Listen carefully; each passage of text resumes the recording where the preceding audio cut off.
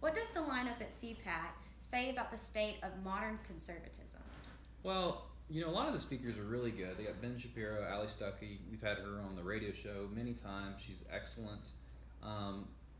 But here's my issue. So you have people like Marine Le Pen, who is sort of, she's associated with the fascist party in France that really supports things that we just don't believe in. And there's a couple other speakers that you're just wondering, okay, why are you here? So I am all for free speech. Let everyone speak that needs to speak. But if it's a conservative group, we need to have conservative speakers. And the danger is that we've let a lot of these alt-right nationalist people into the conservative movement, and I don't like them in the movement because they're supporting things that I vehemently don't support. Like, let's take Steve Bannon, for instance.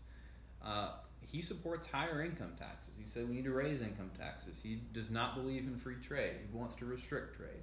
And so you've got these things that are basic tenets of the conservative movement, and these people that know nothing about it and or don't support it. So I think we need to get back to sort of the Reagan conservatives. We definitely want to have libertarians and establishment and a lot of different things, but there's just a certain group of people that have no business being linked to the conservative movement. And those people, I'd be very happy if they just decided not to be associated with something that I care about. I think a big problem that this lineup is pointing to is the idea that the democratization of the conservative movement has been a net benefit. And while you can make the argument that it could bring more people into conservatism, I think the argument is more convincing that it's corrupting conservatism to its core.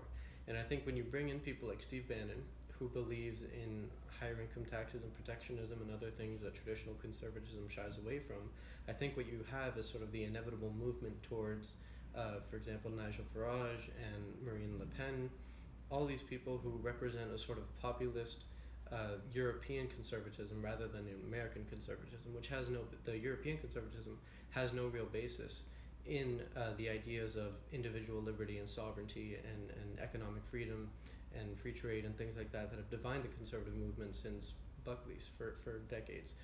So I think it reveals that conservatism is being democratized, and rather than resulting in a maintenance and a promulgation of the heart of conservatism, it's corrupting it down to its core.